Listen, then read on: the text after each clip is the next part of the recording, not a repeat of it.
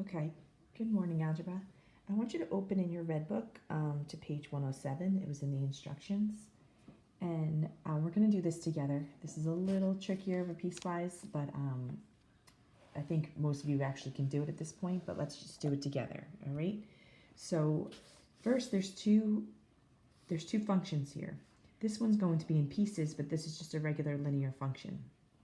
So I want you to first graph this. Notice there's no specific domain, so you assume all real numbers here. Okay, so pause it and graph that one. Okay, you're back. So let's just find our origin so you can see the origin. Here's the origin. The y-intercept is 1, and your slope, you're going up 1, right 2. So up 1, right 2, up 1, right 2, and so on. And I would cover up 1, right 2, the whole thing so you can really see it because you're going to be graphing another one on the same set of axes. So this is down 1, left 2, down 1, left 2, down 1, left 2, and you're going to connect. Just mine's a little. Okay, and you could just write on here, you could just label it with g of x. Okay, so that's your g of x. Now you're going to be graphing the piecewise. You can do it in pieces. So this one, you don't need a table. Again, this is linear, mx plus b. But you're only going less than or equal to -1. All right, so you can use your table if you want there. So you really just plot the points that are less than or equal to -1. So I would use a table. You don't have to draw the table though, because it's linear. Only nonlinears you have to draw a table. Okay, so let's put it in. 2x plus 1, so 2x plus 1, and go to second table. Okay, now it's less than or equal to -1. So here's your domain or your x's, -1. These are the ones you want to plot. Okay, so I would just plot -11, notice would go off the grid, so I would start here. Pause and do that now. All right, you're back, so you can plot -5, -9, so that's 1, 2, 3, 4, 5, and then down to -9, which would be here. Yeah, so it would be right here. And then you're going to do -4, -7. So that would be right here. And then you're following the pattern up like so, just to -1, but out at -1. So here's -1, right, is your domain. So those are the plot. The last one I just plotted was -1, -1. You don't have to plot anything else because it was less than or equal to -1. All right, so now just see if it's a less than or less than or equal to. It is less than or equal to, so you do color in this last one.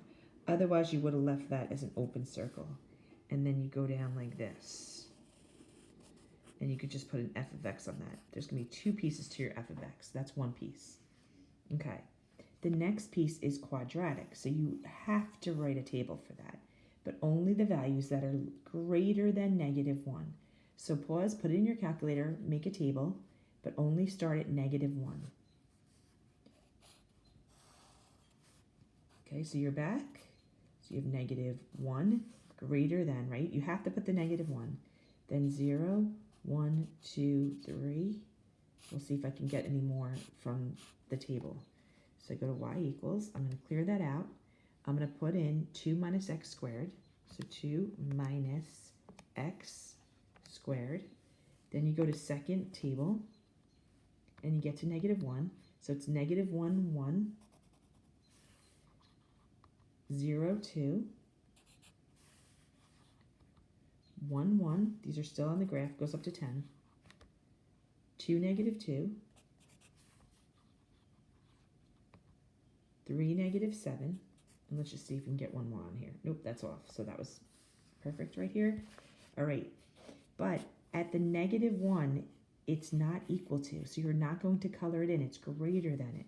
So at -1, 1, so -1, 1, you're going to put an open circle. All right, so that's that one. Then 0, 2, that one you can color in. The rest of them are included. 1, 1, so see how it's turning around here, it's quadratic. 2, -2, and 3, -7. So that's 1, 2, 3, 4, 5, 6, 7. So you're going to come up here, make your turn, because it's a parabola. Come around, come down, and do not make an arrow. Oh, I'm sorry, you do make an arrow. Sorry about that. You do make an arrow because it doesn't have a limit on the other side. Just here and here you will have an arrow. So you put f of x because it means you're going to keep going into the positives. And that's how that should look. So you can really see the turn there. Okay? And those are your two pieces. And notice how I'm labeling. Just make sure this looks like a G here. Okay? And that's how you would do that problem. The only one you needed a table for was the quadratic. All right? Now, let's look at the bottom. How many values of x satisfy the equation when they're equal? So we're looking for an intersection, right? Okay. Read this carefully. How many values of x satisfy the equation? Think about what that means. So pause and answer it. Okay, so you're back. How many values of x satisfy this equation? Only one. It only intersects one time.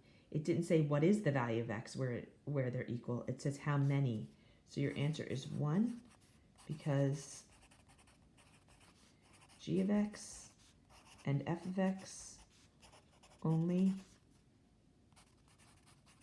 intersect once. All right, and that's it. Have a great day. Make sure you do your homework.